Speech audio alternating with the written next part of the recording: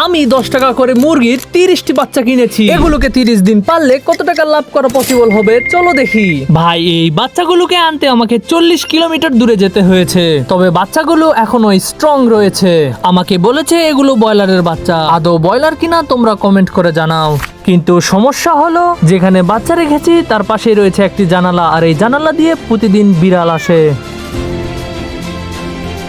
বিস্কিটের প্যাকেট ব্যবহার করে আমরা মুরগির বাচ্চাগুলোকে ঘিরে রেখেছি এবং নিচেও বিছিয়ে দিয়েছি।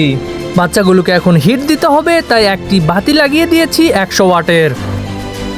বাচ্চাগুলো তাপের নিচে একত্রিত হয়ে শুয়ে রয়েছে।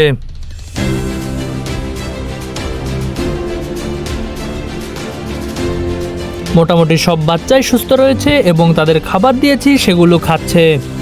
ততক্ষণ পর্যন্ত সবকিছু ঠিক ছিল যতক্ষণ না এটা ঘটে। একটি বাচ্চা মারা গেছে। রাতেও সবকিছু ঠিক ছিল, কিন্তু সকালে উঠে দেখি একটি বাচ্চা মারা গেছে। কিভাবে মারা গেল সেটা বুঝতে পারলাম না, কিন্তু এখন আমাদের কাছে আর 29টি বাচ্চা রয়েছে। আজকে তৃতীয় দিন, আর যে প্যাকেটের ওপরে রেখেছিলাম সেই প্যাকেটটি ভিজে গেছে, তাই আজকে ধানের তুষ দিয়ে দিচ্ছি। আর তুষ দেওয়ার পরে এরা অনেক খুশি হয়ে গেছে, তাই খেলা শুরু করে দিয়েছে।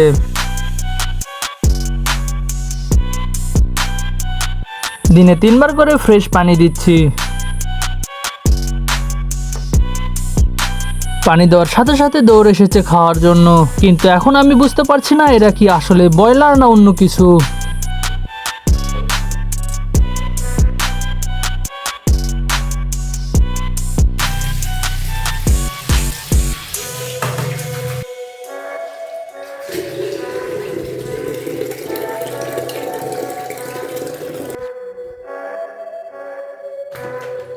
সাত দিনের মাথায় বুঝতে পারলাম আমরা আসলে যে খাদ্যগুলো খাওয়াচ্ছি সেগুলো ব্রয়লারের খাদ্যই না। ঠিক এই কারণেই মুরগিগুলোর গ্রোথ বেশি হচ্ছিল না, তাই আজকে খাদ্য চেঞ্জ করেছি এবং জেনুইন জায়গা থেকে আমরা আসল ব্রয়লারের ফিট নিয়ে এসেছি। এখন দেখা যাক গ্রোথের কতটা পার্থক্য দেখা যায়। 7 দিনে বাচ্চার সাইজ মাত্র এইটুকু হয়েছে, কিন্তু হওয়ার কথা ছিল এরও ডবল।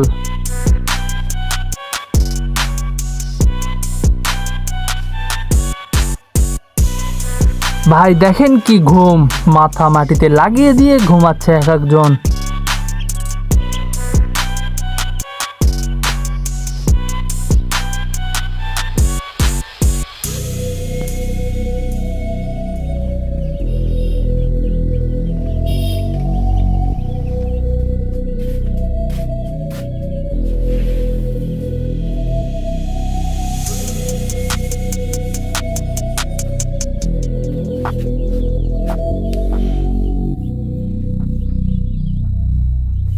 যে যার মতো ঘুরে বেড়াচ্ছে এবং খাচ্ছে, আর সবগুলোই প্রায় হেলদি রয়েছে।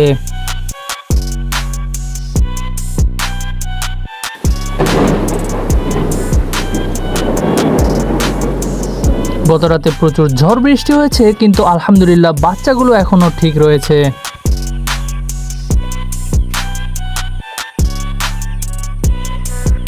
আর এদের ঠান্ডাও লাগেনি, ঠান্ডা লাগলে এক জায়গায় বসে থাকতো।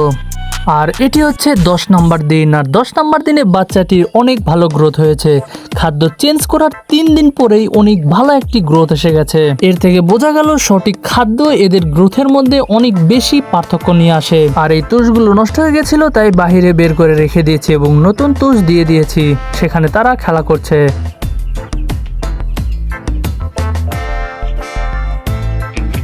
দেখেন কত সুন্দরভাবে বসে আছে।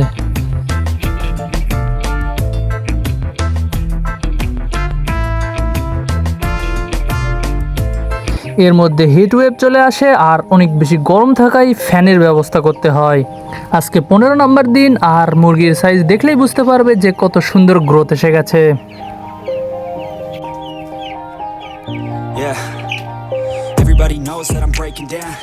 আর এই বাচ্চাটার ঠোঁট বাঁকা দেখতে পাচ্ছ, সেজন্য ও খেতে পারছে না, তাই ওর গ্রোথটাও কম। 2-1টা ছাড়া আলহামদুলিল্লাহ প্রায় সবগুলোই অনেক ভালো গ্রোথ এসে গেছে। গরম না হলে হয়তো আরো বেশি ওজন বাড়তো।